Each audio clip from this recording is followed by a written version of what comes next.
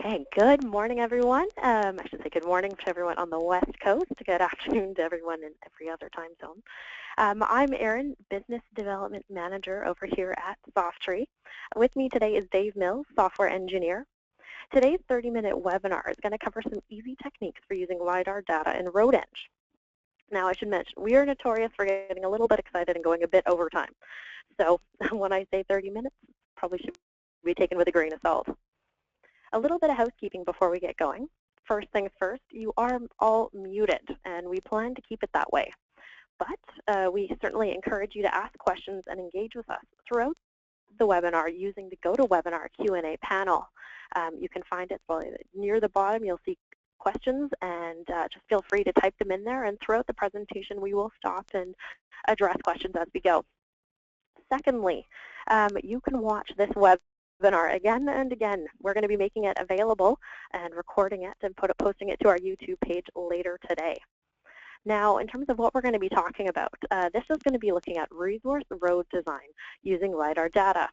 Dave's going to go through 5 sort of main topics. First of all, it's importing data, and we're going to be looking at 2 different formats, LAS as well as ASCII. We're going to be going through some LiDAR thinning techniques around our areas of interest, creating a 3D model, pegging our horizontal alignment, and then quickly, using our optimal portion of the program, he's going to be doing a vertical alignment and some earthwork balancing. So before I pass it over to Dave, I did want to introduce 3 concepts that we are going to be looking at, particularly around this sort of importing of LiDAR data. The first concept is this idea of gridded data, also known as interpolated data.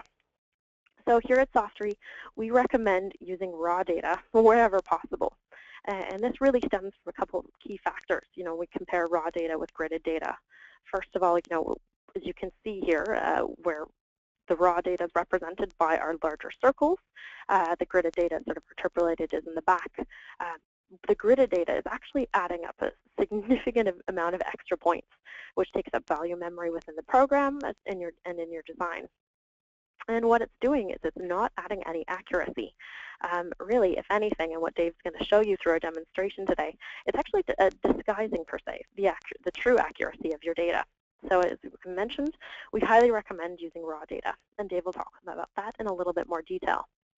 The second concept when it comes to LiDAR import is this idea of selectively thinning your data. And this, again, ties into the concept of, you know, ensuring program responsiveness, keeping your memory as free as possible. And with RoadEng, it's really easy to selectively thin around different corridors or polygons.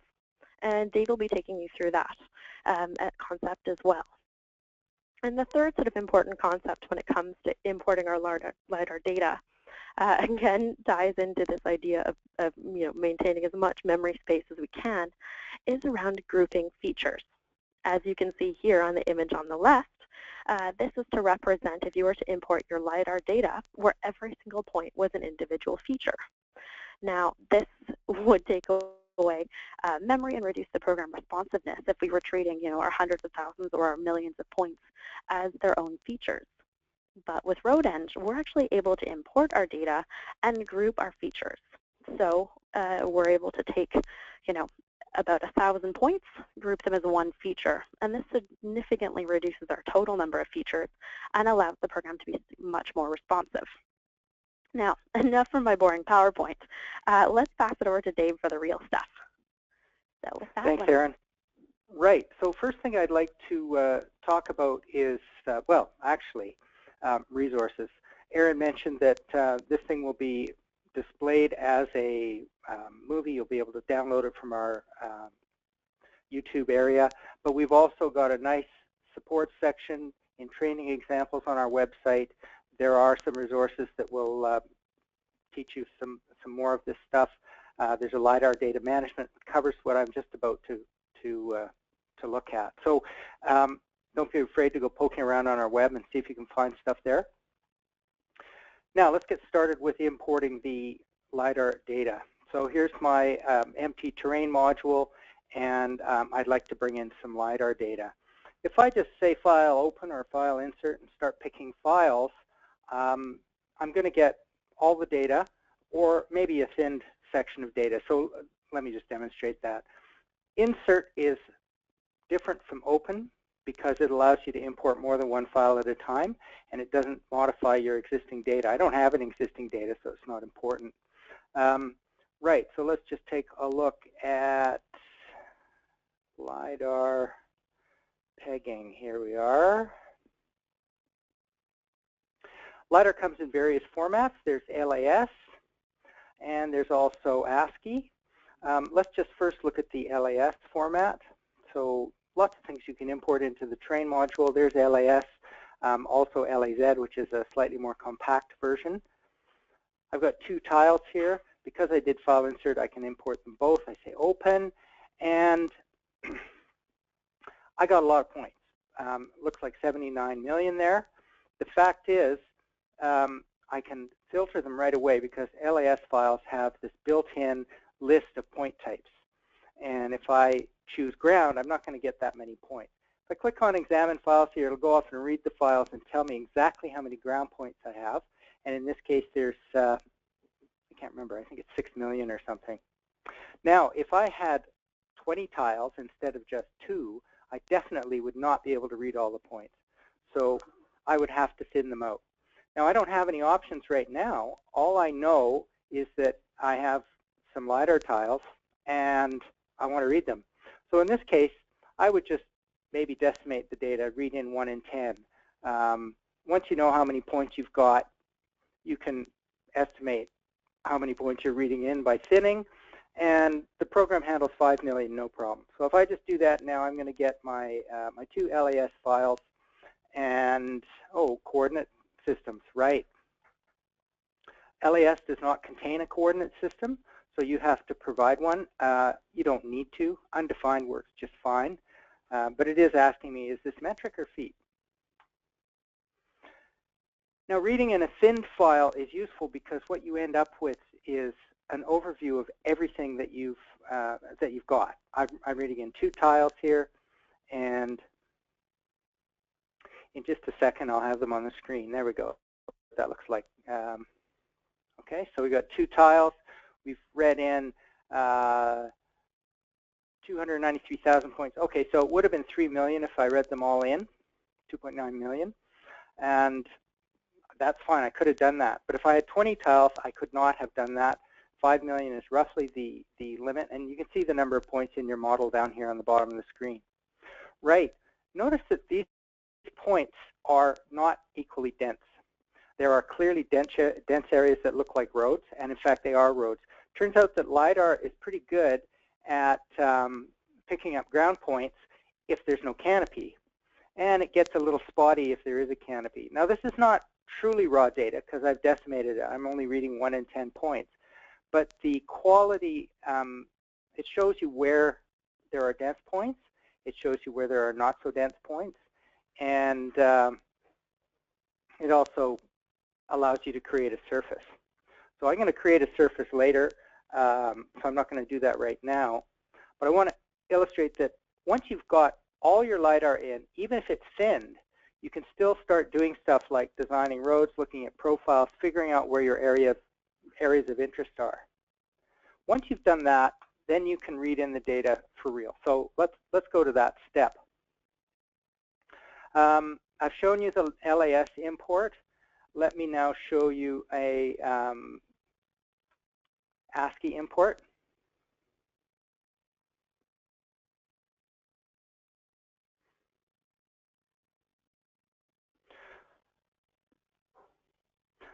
So there's another way of reading in LiDAR. It's called DEM. We'll talk about that in a second. It is format. So I'm just going to read in this ASCII, using this ASCII LiDAR import format. Now, the various formats that you can choose from here are customizable. So I've got a few on here that you may not have on your computer. But ASCII LiDAR and LAS come with when you install the terrain module. And the ASCII LiDAR import is set up. Well, let's just do it. So I'm going to import all of these. Oops, I made a mistake. I want to do one more thing here. I want to open a area of interest. So let's do that. I can create an area of interest by drawing one, but I'm just going to open a file instead. So let's go back to my original folder and open up an alignment. There we go. So here's a couple of alignments. We're going to be dealing with some different ones, but you might have seen this from earlier webinars and some of the movies on our site. So here are two linear features. They're just called Route 1 and Route 2. And now that I have these two features, and who knows where I would have got them, maybe I could have got them by looking at an air photo, right? You can display images in terrain. So I might have added, here's an image. You know, I might have been able to create my area of interest just by looking at the background image.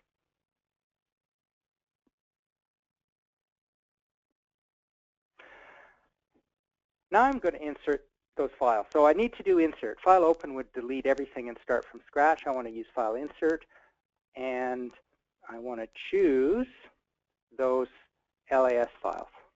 Pardon me, ASCII files. These are XYZ ASCII, so they are in the format XYZ, and luckily they have XYZ on the end, so you're not confused. Here's what I mean by confused. In our ASCII import options, you have to tell it where's X, where's Y, and where's Z. And there are formats that come with Y before X, and there are formats that come with X before Y. And if you mix them up, you get a mirror, well, you get a flipped surface that looks okay until you try and map it to something real. Okay, XYZ, no problem. Am I reading it okay? There's a test tab, next record, next record. Yeah, looks good. It's a number, space, and that's been set up here. Delimit using space. If I had chosen comma, for example, and I go back to my test tab, notice that Y and Z are not being read properly. Okay, there's an issue. So yeah, you need to set this up. The problem with ASCII format is that it's completely arbitrary. Anybody can set up any ASCII format they want. And one of the things you'll find is sometimes they have a code in them. This one doesn't, but sometimes there will be another column that has a code, and you have to be careful to only read some codes. So you set up a list here, just like reading in a survey file where you've got point codes. You would omit some point codes and read other point codes. Ground, for example, you want to read, just like in the LAS file, those were points labeled with point code 2. Now, when we read in an LAS file, it automatically groups points for us. With an ASCII file, we have to be sure it does that. Otherwise, we'll end up with way too many features and probably run out of memory. So read all the points into one polyline feature, but don't allow more than 1024 points per feature. This is already set up for you in our ASCII import. But if you're making your own ASCII import from scratch, you probably want to do that. Or just copy ours and then modify it. That's a better way. Okay, so let's now put in point selection. Point selection here is just the same as in LAS, and what it allows you to do is add regions. We're going to add, first of all, a polygon region. Oh, I don't have any polygons, sorry. I'm going to add a corridor region. Unfortunately, you have to do one corridor at a time, so I need to add 2 of these things, and that's okay. And I'm going to add one more corridor, pick the feature. This is Route 2. So this is all the features in the design. I've got Route 1 and Route 2. I could have others, but I just picked the one I'm interested in. And the only option for a corridor is how wide is it. So let's make this one a little wider for interest's sake. Once you've got well-defined regions, you can decide how each region is to be read. The most important regions, the area of interest, go first. You can actually shift them up and down if you want. The most important ones go first, and then the least important goes last. And in this case, everything that's not in corridor 1 and corridor 2, I want to thin it out. So there I'm decimating it. I'm skipping 9, reading 1. If you want to omit it altogether, just click all here, and it won't read anything outside of your regions. Okay, so that's area of interest. Let's just read that in and see what it looks like. Now this will take a little while, so I'm going to go and open the file, but that's how it works. One more thing, it's going to prompt me about the projection. I've got my projection set up here, but my ASCII file again is undefined. I know it's meters, and if I put undefined in here, it doesn't have to do any transformation. It'll just read it in. But if I know that it's in a different coordinate system, I can always set that up if I want. Right, so that's going to take a little while. XYZ files don't read very quickly. LAS is the fastest. I'm just going to stop this and show you what it's done. And you can see that the little piece that it read in is more dense near the road and less dense away from the road. Let's just open the final product.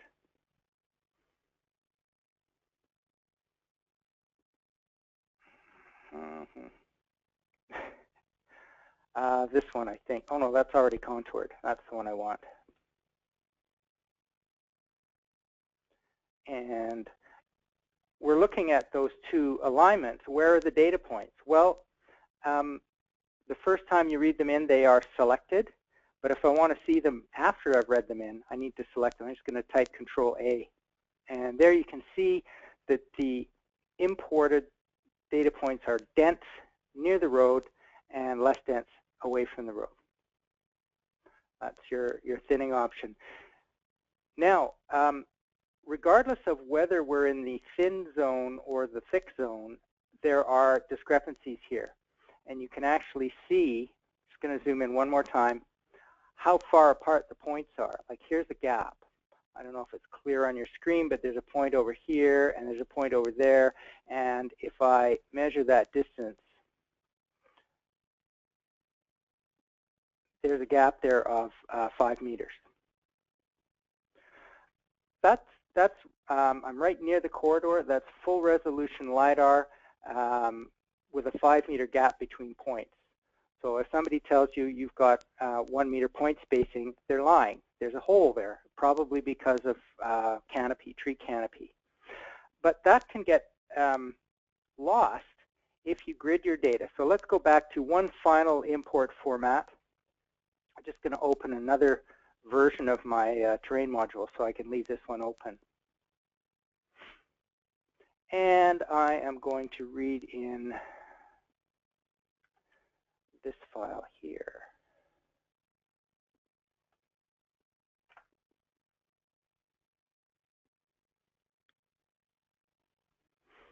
Right. I've already got that open. That's close to what I'm not using. Okay. Right. So this is the raw LiDAR data, and you can see that it's quite variable in the way the points are spaced. And here is something that is, that's the wrong window. Let's look at the plan window. Select all, Control-A. It's a grid. If I zoom in, it's just a bunch of points on a grid. And the grid spacing here is pretty easy to figure out. I can just zoom in enough and measure. I think it's 1.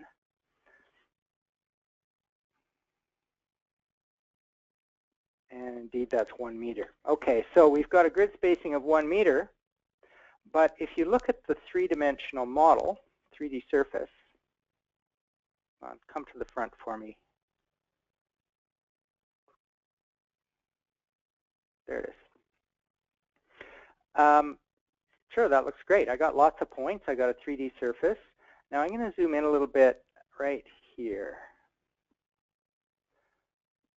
Notice that, first of all, there's some very regular little dimples in the surface, like those triangles there, and along that ridge. And then notice that you can see by the shading of my surface, there's a triangle here. There's another triangle here. And the points that were used to define those triangles are, judging by our 1 meter point spacing, about 10 meters apart. In other words, the grid is showing 1 meter spacing. the original raw data that was used to create this grid is showing roughly 10-meter spacing in this zone. So A, we're wasting data because we've got way too many points. We don't need this many points.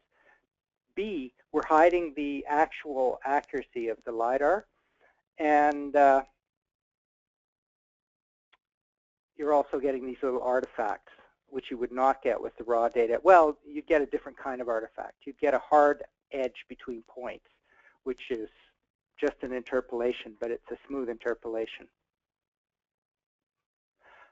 Now, is it ever useful to use gridded data? There's a few reasons why it is useful. One is to put your data into a format that's really, really, really small, and that's the USGS DEM. It comes in all kinds of extensions, and you can see because I've got some extensions shown there. TIF is fairly common, DEM, and various others. And the beauty of that format is that it's stored as an image where the color of the pixel is actually representing a data elevation. So there's no XY stored. There's one XY stored that represents the corner, and then there's the distance between pixels, and then there's the pixels themselves. So it's a very, very compact format, and it's a great way to store data and move it around. However, it has the drawbacks of being gridded. Therefore, you're losing your raw data. And it's also really slow to read in our software. I hope we can fix the slow to read part, but there's nothing we can do about that being gridded. Okay, let's go back to the model I was looking at. I've got a couple of questions about importing, so let's do those first.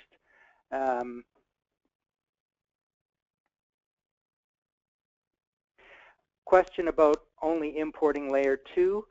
The fact is, with LAS files, 2 is always ground, and you can import points that are not on the ground, but you want to be a little careful not to tag them in our software as being part of the surface model. They can float up above the surface. Generally, almost everybody I've talked to doesn't care about non-ground points, but LiDAR does include points like foliage, power lines, buildings, all kinds of stuff. So if you want to look at those points, you can read them in, but they're not called 2 in the LAS file. They're called something else. And points are generally read in as hidden. I got a question from Tony. Points not displayed, he says, and the answer is generally not. Why do you want to see those points? They're not that important. What is important is the shape of the surface. So usually we don't display the points, but you can turn them on if you want. There's no difference, Chris, between LAS and LAZ as far as I know. LAZ is a little more compact. They should read in, and they are the fastest way of storing data, LAS, LAZ, because our software reads it really fast. They're not the most compact. The most compact is DEM. Okay, now let's get on to the surface. We've got all the data points in, and we've managed to bring in, let's get rid of this one. We've managed to bring in less than 5 million. We've actually got just under 1 million points here. I could easily go up to 5 million, but the fewer points you have, providing you're getting maximum resolution where you need it, the better, because it makes our software faster. Files are smaller, updates are faster. So let's deselect those points. So again, I don't normally want to see the LiDAR points, so I don't need to have them selected. I've got one LiDAR feature selected right now. You can see it's a group of 1024 points. Selected group has 1024 points. So that's my grouping. Right, so I've got those hidden points. Let's make a surface. Generate tin, there's a button for that. There's also a menu, train modeling, calculate tin model. And when you're using LiDAR data, you generally do not need to include all points, and you can bring in points fairly. You can skip gaps that are fairly large. I was looking at the data and I measured a gap of 5 meters. So I'm not likely to run into any holes bigger than 30, unless sometimes you will find that LiDAR data actually completely avoids a lake, because the lake, if it's smooth, will reflect the LiDAR beam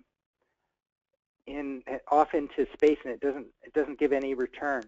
So you'll often see water features with a large hole in the LiDAR data. That's okay. Hopefully we're not building a road across a lake.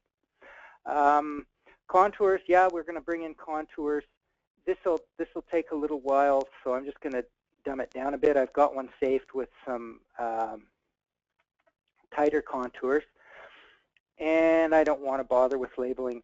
I figured contours should only be labeled as a very last step before you print out your data, if you're going to print it out. But there's so many ways to find elevation, labels just get in the way. Right, so I'm going to bring in all my data. Did I get the colors right? Yep, okay. And I'm going to first make a surface, then put some contours on it. It takes very little time to calculate the surface. There, it's finished. And now it's calculating contours, which takes longer. There we go. So we have a surface. We have some contours. Let's see what that looks like in 3D. I've got quite a few triangles, so this takes a little bit of time. If I had 5 million triangles, it would take 5 times longer, because this is a million points. So there's my surface. I can I'm in the terrain. I'm in the 3D window. I can rotate the terrain. My screen is updating about once every second. Your screen is probably lagging behind a little bit. So if this was twice as big or 5 times as big, it would take 5 times as long to redraw. It wouldn't be so snappy and so easy to use. And just looking at that surface, I can see that near the road, it's a little bit bumpier. There's more points. The elevation accuracy of LiDAR is around 10 to 15 centimeters. It varies. The spacing varies a lot. They will tell you 1 meter spacing, but you will find, like right over here, you can see I've got fairly large triangles in the top left there. That's because this steep slope here probably has trees on it, lots of trees. Right, looks like a good surface. I don't need to go any further on that. Let's just open the one that I saved earlier with a denser set of contours. So that would be, oh, I'm in the wrong folder, darn.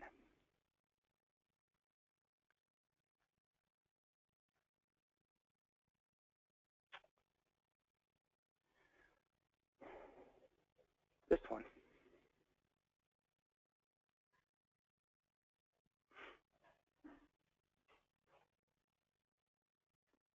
So it's just denser contours. It's quite quick at redrawing itself. You see me moving around the screen on it, and it draws quite quickly. It's faster on my screen than on the over the network. But even still, I can see the delay that it takes to draw. And there's a little trick I'm just going to show you quickly here. If you select the contours, I'm also selecting my roads in there, by the way. You can do a modify selected feature, simplify.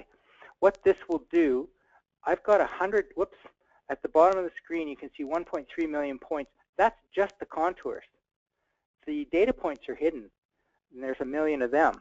So I got 1.3 million points just in my contours. If I thin or smooth that out by putting in a tolerance of 0.1 meter, in other words, it doesn't matter if my contour gets moved by a decimeter. I will reduce the number of points. Here we go, and it's 270,000. So I cut the number of points in my contours by a factor of 5 just by using that simplify function. Why doesn't the contour generator do that automatically? Because most people don't have large points. Even nowadays, LiDAR is still a fairly rare thing. So we don't do that thinning as a matter of course when we build the contours. And if you were to look closely, you might see them being very slightly different from the originals. Bumpy contours are pretty common in LiDAR because of the error in the elevations of each point. You're going to get bumpy ground that's not really, well, maybe the ground is that bumpy, but LiDAR of smooth ground would still come out with bumpy contours. Okay, let's save that and carry on to the next step. So let's see if I've covered everything I wanted to talk about.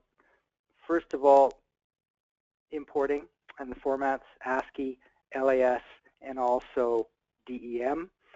Pointed out that the DEM is slow and gridded and probably not as good. And by the way, you can get LAS and you can get ASCII formats that are gridded.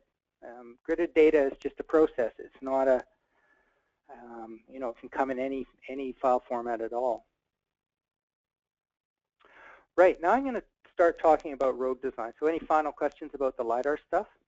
And I've already gone half an hour. Oh, sorry.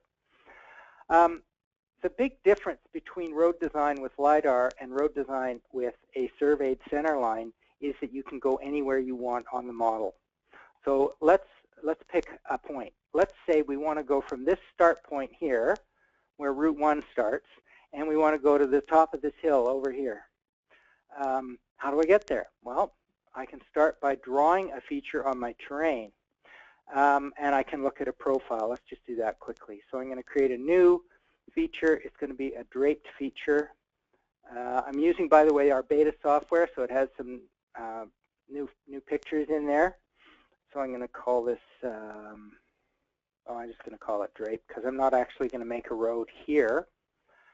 And I'll draw it with the mouse. And the elevation is unimportant because it's a drape feature. Actually, I set the properties wrong. I'll fix that in a sec. So I want to go from there over to there. And let's fix the properties, Control E, rather than poking through the menu. That's a draped feature. Modeled, but no elevation. It wraps over the surface.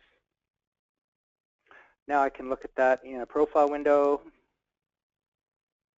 And you can see it. There it is. So that's what it looks like without any distortion. If I distorted that to the standard roadway 10:1, it would look like quite a steep valley, which it is. So in fact, you can do some road pegging here in the terrain. As you move this feature around, you can see the profile updating. So there are tools to help you design a road center line in the terrain module. So if you don't have the location module, you can design road center lines here. And because you've got your whole terrain, you can go pretty much anywhere you want. Right. But I'm going to go over to the location design module, and I'm going to design a road in there. So let's do that. I can't remember whether I saved that. I'm pretty sure I did.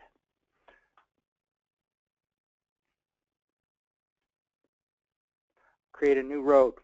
So the location module is all about designing roads, and the first thing you have to do is pick the contoured, well, any surface that represents the original ground. This is the one we just contoured, so let's pick that one. And now I'm prompted, do you have an alignment? So in fact, I could pick a terrain feature. I could pick a land XML file. So I could bring my alignment in from a third party. I'm not going to do that. I'm going to design my own alignment. So I'm just going to start at terrain current point. I think that'll put me in the right spot. It puts me at the end of my road. I'll move that to the beginning. So let's start off by picking up my first point and putting it back where I wanted it to start from. Okay, this is road design. I'm not going to go into all the details of road design. I'm going to talk about what's different about road design when you have LiDAR. Well, the main thing that's different is you're not sure where you should go, and as you draw your horizontal alignment, you get a vertical alignment. There it is. And you still have to do things like design your cross section and figure out your minimum grades and your curvatures and all that stuff. But also you need to pick a route. And I'm going to open a screen layout here. Location module has screen layouts. So I'm just going to pick a screen layout that I've created for this purpose called pegging, because this is traditionally called road pegging. It used to be done on topo maps with a pair of dividers. And there's the cross section. I had a question from Nat. He wants to know if you can see the cross section in terrain. The answer is yes, it's just another special kind of profile. So in terrain, you use the profile window to look at cross-sections. If you want to see multiples, you have to create multiple profiles. It's kind of awkward. Location, of course, is designed so that you can look at cross-sections easily. I've got equally spaced cross-sections along here every 20 meters. I can look at them here. I can see when I'm in the plan window, I can see cursors moving in the cross-section and vice versa. If I zoom in here and I move my cursor in the cross-section, I can see it moving in the plan. If I move my cursor in the profile, I can see it moving in the plan, and so on. So it's all at once. Now, there's a big 3.8 on there. What the heck is that? That's the grade. I turned on a label that calculates the average grade from the first point of my leg to the second point of my leg. If I go down straight into the valley, this is a warning that's useful when you're designing a road, but at this point it's not helping me, not for pegging, so I'll just ignore the warning. And this is another warning that you're likely to get when you're designing on LiDAR. And I'm not going to worry about this message again, but before I go on, I'm going to show you what this is all about, just to show you why you don't have to worry about it. Max section points is the number of points used to draw the cross-section. And by default, the cross-section extends out to 500 meters. And on the right-hand side, it's stopping at 200 meters because it ran out of section points. This is not a problem. We're not going to build a road that goes out 200 meters. So when you see that warning, all it's telling you is that your cross-section could be 500 meters on each side, but in fact it's going to be smaller. Not a big deal.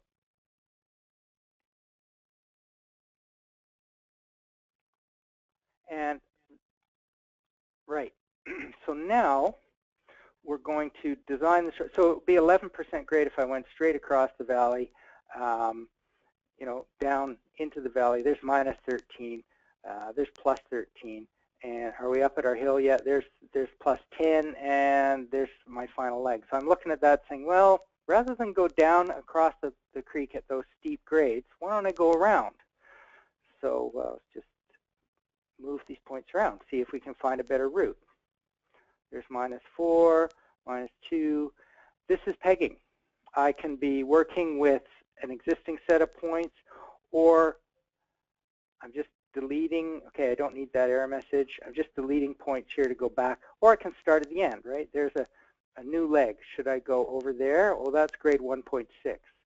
Or should I go down into the valley? That's grade minus 4.4. And the cross-section is updating as I do it. There's all the history of all the legs. There's the cross-section at the current point. I think this is the kind of tool you need to generate a reasonable center line. Now, of course, once you've got your points pegged in, okay, 9.8, maybe that's too steep. Maybe I should go up like this. Well, now I've got to start thinking about curves. You know, if I go over like that to reduce that grade down to 5, then that's up to 5. What about this sharp corner here? Okay, let's throw in a curve. So I'll put in a curve. Okay, 200 doesn't fit. How about 50? Well, that fits, but it's outside my curve table. So basically, I'm going to have to either type in my super elevation or just don't bother with super elevation. Okay, there we go. That looks okay. I can put in more curves. I can tweak these points. You know, there's a little bump there, and the contours kind of curve here. So I could conceivably change my alignment to look more like that. You get the idea. And every time you make one of those changes, you see the profile updating, the ground profile. So I look at this and say, oh, there's a big bump right there. Wiggle my cursor around. Yeah, I'm going through that bullseye of a contour there. So let's go behind it. Let's go over here. Oh, let's smooth it out a little bit. Or maybe we should go in front of it.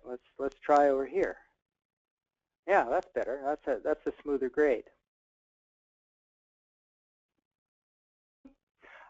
We're pretty much done with the horizontal alignment. I could go through here and put on more curves and so on and so forth. Let me just open a design where we've reached that stage.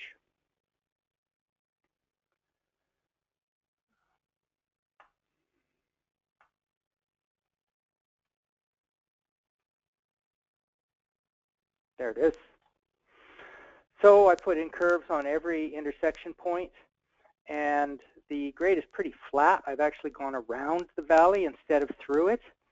And now I'm ready to do vertical alignment, and this is no different from any other road. So I can forget the fact that I started with LiDAR and just start thinking about my road design techniques and tools that I've always used for other kinds of roads. So I need to start working on the vertical alignment, designing tangents, right? Maybe I have a better screen layout for that. This is my favorite. So I'm finished with the plan, flip the profile to the front, and start designing. There's a 5.8 grade. If I pull this down, I'm going to get more cut. If I pull this down, I'm going to get still more cut. But if I bring that up, maybe I can get this road to balance. Obviously, if I want to do a good job of this, I'm going to need quite a few vertical alignment points to build cross sections that are reasonable. Now I have to start worrying about vertical curves and so on. If you're designing a forest road, you may only be interested in grade breaks. I'm going from, well, the grade breaks are actually displayed down here. No, they're not. I lied about that, but I could set it up to display grade breaks. This grade break is from 0.4 to minus, so it's about 2%. I don't have any large grade breaks in here, or I can design with vertical curves. There's a vertical curve, apply, and it looks like that. And you can move your alignments around with the curves attached. It prevents you from making curves that bump into each other. Okay, that curve doesn't fit. Let's just lift this up a little bit. Let's try again. Oh, still doesn't fit. Okay, let's make the curve smaller. There we go. And if I pull this point down, eventually those two curves bump into each other. That stops me from going further. So I can design my road. Like I say, there's nothing different about this than any other kind of road. It was really the laying out of the horizontal that was all about the LiDAR-based part. Got a couple questions. Let me take a look at those.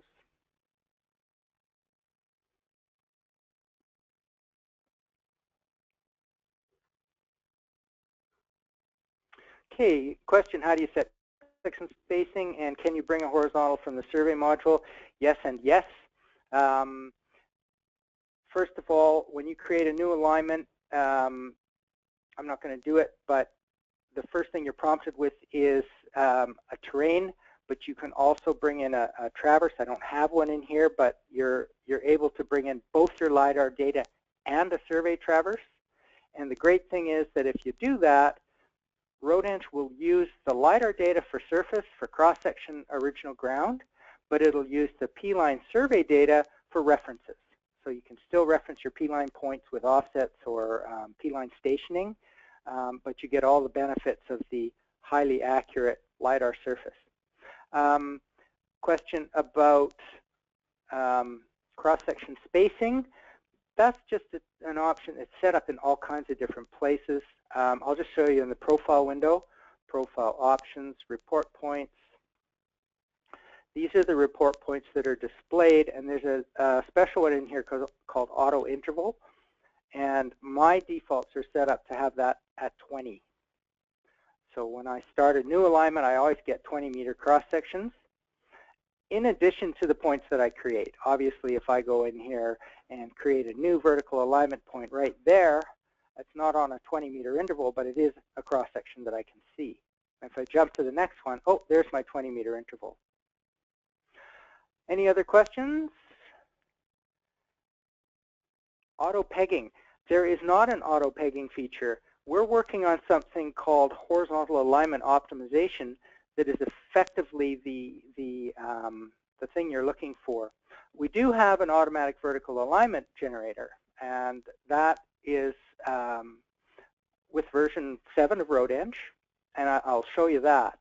But in the future, we hope to have a way of picking this horizontal alignment by just entering either a preliminary corridor, like put in 2 or 3 points, or just 2 points, begin and end, and push a button, wait a while, and it'll come up with an alignment for you. That's under construction. It doesn't work yet.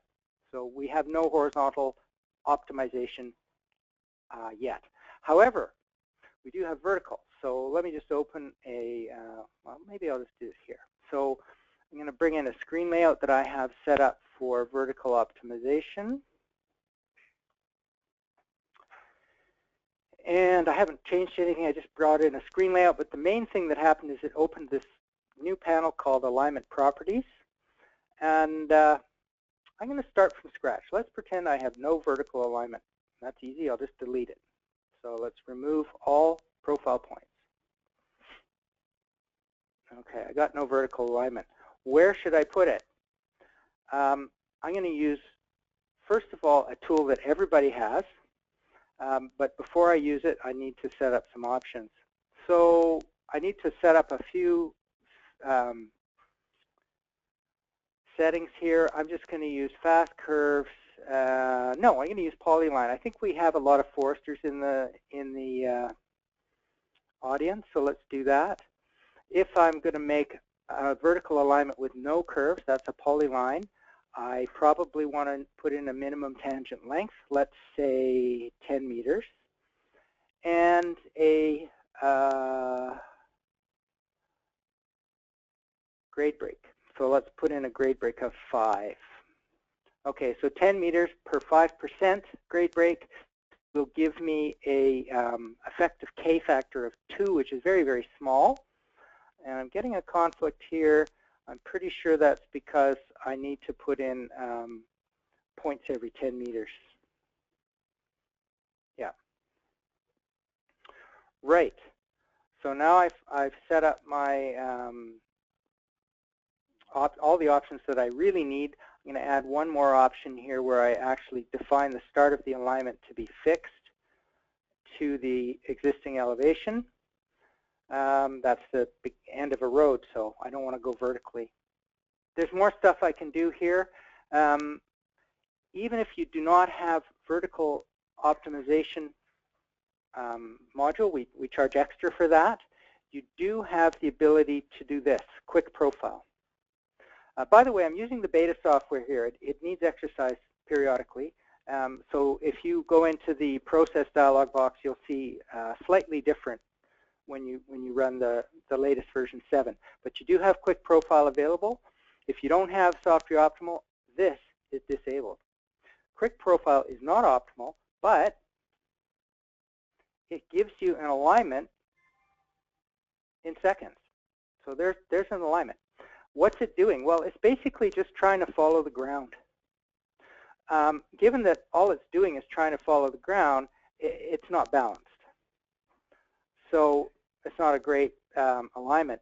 But one of the things that it's useful for is determining whether an alignment is feasible, because it will fail if it can't fit to the existing sort of vertical corridor, if you like.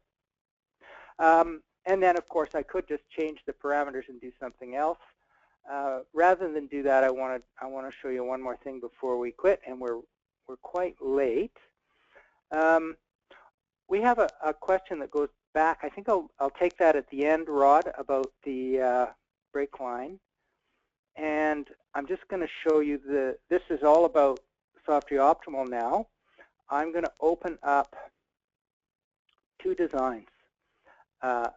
Number 1 is this alignment, which has been optimized twice with curves. And the first optimization with back-to-back curves has a lot of curves. Let's just look at the labels there. I got a screen layout for that. That one shows the labels. and you can see there's a whole whack of labels on the profile for vertical curves. Back-to-back curves. That was one of the options I chose when I was doing my optimization. Now this is both of the alignments here were created with Softry Optimal, so RoadEng 7 users would not be able to do what I'm doing now. But the cost of this is quite low, and the cost is based on the parameters set up here: unit cost for cut and fill for various materials, hauling costs, all incorporated into that number. As I've mentioned in other Softry Optimal demos, this number may not be absolutely correct, but it is relatively correct. In other words, if I try another option using the same costs, I can compare those numbers. Now here's another alignment. Let's just recost it, which I generated yesterday. And this alignment is only a tiny bit more expensive. Let's just do a comparison here. Only a tiny bit more expensive. It's 23,000 instead of 22,000.7. And let's set it current. I put in tangents between the curves. So it's a more reasonable design to actually go out and build. And I can compare the difference and say, well, you know, adding those tangents didn't cost me very much. Let's go with this one. You can do the same with horizontal alignments, but you can't do it in the same location module. Now, I'm going to open another location module. So you can run as many of these things as you want at the same time. I get confused. Actually, I get confused after I've run 2 of them at the same time. 3 just throws me right out, so I never do that. Okay, LBR2. LB stands for LiDAR-based. So LiDAR-based road number 2 is a completely different alignment. Let's bring the plan window up to the front here and put that so we can see it clearly. I could have overlaid these. I probably should have. That would have been a nice preparation for this. And flip back to the first one, show the plan window, and you can see that it's slightly different. Okay, LBR1 goes around quite a ways around that valley, and if you look at the profile, it's pretty flat. And LBR2, Alt-Tab, goes deeper into it, and if you look at the profile, it's going down and back up more. Which one should we do? Well, I got costs for both. I got a cost here for LBR2. That's the one that goes steeper, but it's actually shorter, of $21.49. And I've got a cost of LBR1, which is $23. So I can compare those costs. Now, I couldn't compare those costs if I had designed them by hand, because the hand-designed vertical alignment would probably be hugely different just because of little things like that. There, I just made a small change to the vertical. I recost it. It goes from the current alignment here is 2305, recost it, and now it's 4871. What are the chances of designing this by hand and getting a cost that I can compare reasonably with another alignment, unless they're fundamentally different? However, if I tell the optimizer to do it, this one takes a while, but that one doesn't. If I tell the optimizer to build for me an optimal profile, it will always come up with the same result in terms of the parameters that you give it.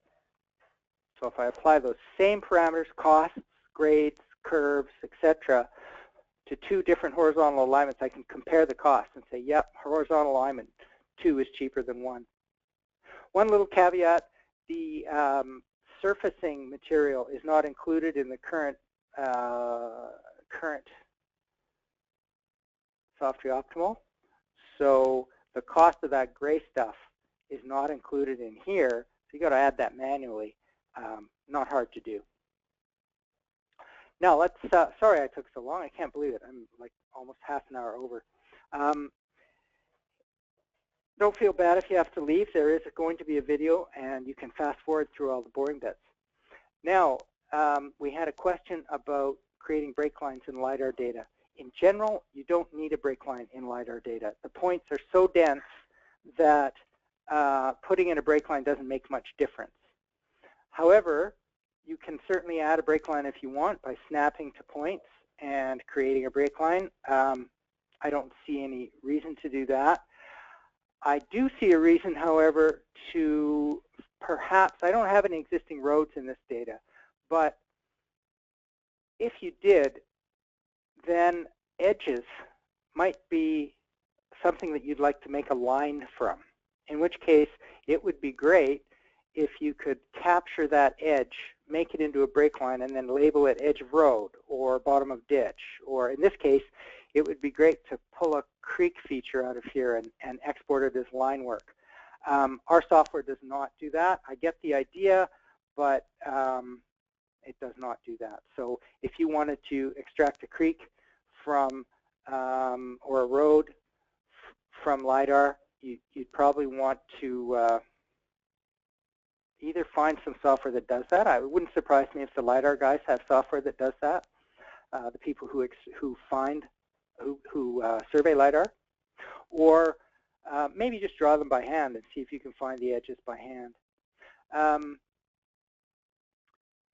Another point I wanted to make, I've been designing my road in this corridor here in the not so dense area. I can just reread the data now and say, yeah, this feature here, this center line, or maybe it's the center line that I extracted from my designed pegged road here. I can take this road, export it to terrain, and then say, this is my corridor. So then I could reread my terrain and get dense data in this zone well. Once you've got your dense surface, then you get more accurate calculations of cross sections, and your road is more accurate. And you might want to redo your optimizations or redo your alignment slightly.